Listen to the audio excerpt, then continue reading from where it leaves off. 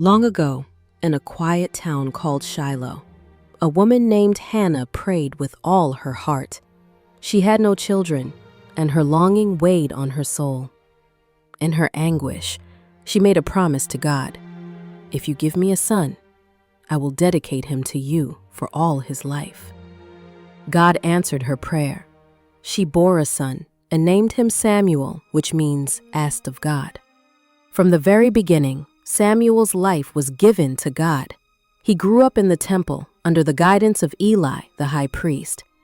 Then one night, something extraordinary happened. Samuel was lying down, as he often did, in the quiet of the temple, when he heard a voice calling his name, "Samuel, Samuel." Startled, he ran to Eli and said, "Here I am, you called me." But Eli replied, "I did not call. Go back to bed." This happened 3 times, and finally Eli realized something incredible. God was calling the boy.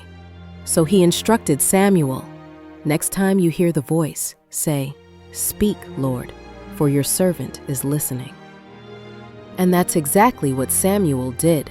When the voice called again, he answered with obedience.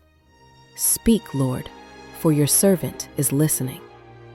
In that moment, Samuel began his journey as a prophet, a boy dedicated to God, listening, learning, preparing to guide a nation.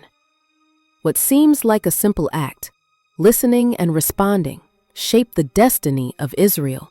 Samuel would anoint kings, deliver God's messages, and become one of the greatest prophets in history. All because he said yes to the small voice of God in the quiet of the night.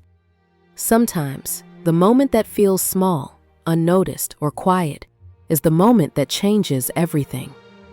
Like Samuel, we too are asked to listen and to answer with obedience. God's voice often comes softly, but it calls us to something extraordinary. Listen, obey. Your moment is waiting.